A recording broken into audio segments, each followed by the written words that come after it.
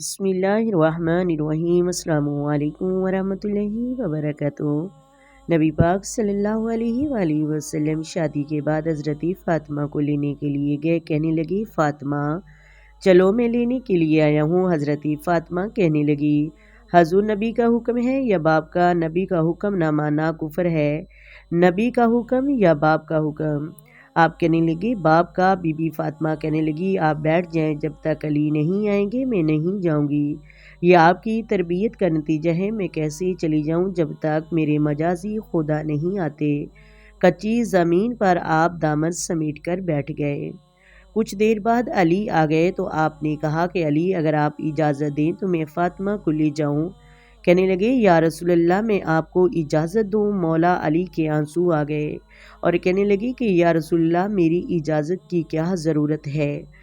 محترم ناظرین، اپنے بچوں کے رشتے دیکھتے وقت پرہیزگاری دینداری کو دیکھو۔ بچہ جب پرہیزگار ہوگا، میرے محبوب کریم نے فرمایا بیٹی جتنا گھر کے اندر رہے گی اتنا ہی محفوظ رہے گی، اتنا ہی اللہ کا قرب حاصل ہوگا، اللہ کی رحمت حاصل ہوگی۔ جتنی سج دھج کے سور کے باہر نکلے گی اتنی اللہ سے دور ہوتی جائے گی، جتنے قدم اس کے گھر سے باہر نکلیں گے اتنی ہی اللہ کی قرب سے دور ہوتی جائے گی۔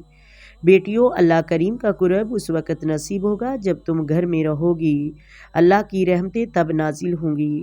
نبی اکرم صلی اللہ علیہ وآلہ وسلم نے فرمایا مرد اس وقت شادی کرے جب نہ نکتہ دے سکتا ہو۔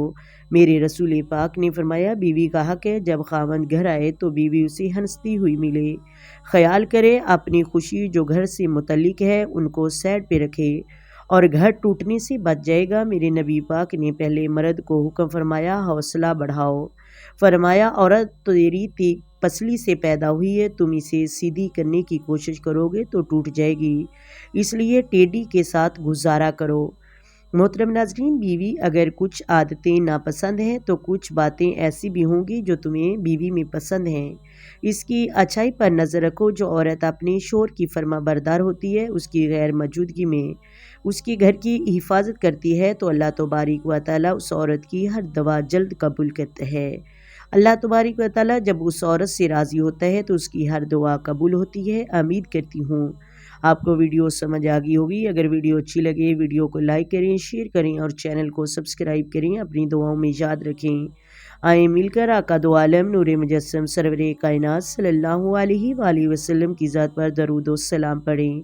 الصلاۃ والسلام علیک یا سیدی یا رسول اللہ، الصلاۃ والسلام علیک یا سیدی یا حبیب اللہ، الصلاۃ والسلام علیک یا سیدی یا نبی اللہ وعلی آلک وصحبک یا سیدی یا محمد رسول اللہ۔ محترم ناظرین، اللہ حافظ جی۔